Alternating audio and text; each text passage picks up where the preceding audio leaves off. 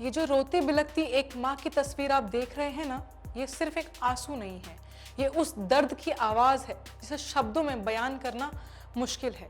ये वही माँ है जिसने अपनी बेटी अनु मीना का बड़े प्यार से पाला, सपनों के साथ विदा किया था, इस उम्मीद में कि उसकी बेटी की नई जिंदगी खुशहाल होगी।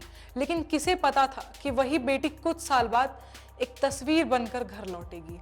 जयपुर की रहने वाली अनु मीना 2 बच्चों की मां और एक ऐसी महिला जिसकी शादी साल 2015 में गौतम मीना से हुई थी, जो राजस्थान की पीडब्ल्यूडी विभाग के एग्जीक्यूटिव इंजीनियर के पद पर कार्यरत बताए जा रहे थे। बाहर से ये एक सेटल्ड और नॉर्मल फैमिली दिखाई देती थी, लेकिन परिवार का आरोप है कि घर के अंदर हालात बिल्कुल अलग थे।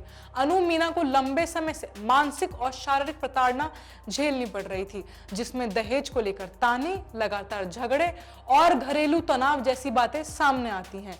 परिवार का कहना है कि अनु ने कई बार अपनी तकलीफ अपने करीबियों से साझा भी की थी, लेकिन हालात धीरे धीरे बिगड़ते चले गए और उम्मीदें सिर्फ समय के साथ सब ठीक हो जाएगा तक सीमित रह गई। फिर एक दिन अचानक खबर आती है कि अनु मीना अपने घर में मृत पाई गई है। शुरुआत में मामला आत्महत्या का बताया गया, लेकिन कुछ ही समय बाद सामने आए कथित सीसीटीवी फुटेज ने पूरे केस को हिलाकर रख दिया है।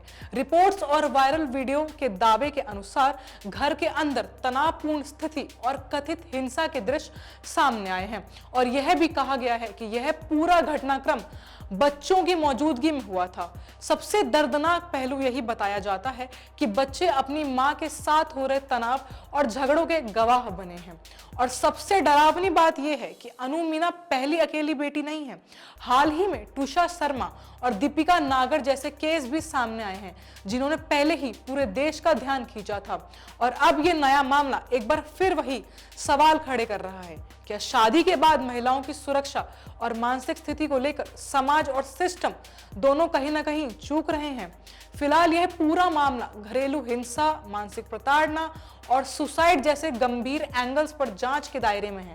लेकिन इस पूरी कहानी के बीच सबसे बड़ा सवाल यही है कि आखिर कब तक ऐसे मामले सामने आते रहेंगे और कितनी बेटियां ऐसे हालात में अपनी जिंदगी खोती रहेंगी। ये सिर्फ एक केस नहीं है, ये एक सिस्टम और समाज दोनों के सामने खड़ा किया गया सवाल है।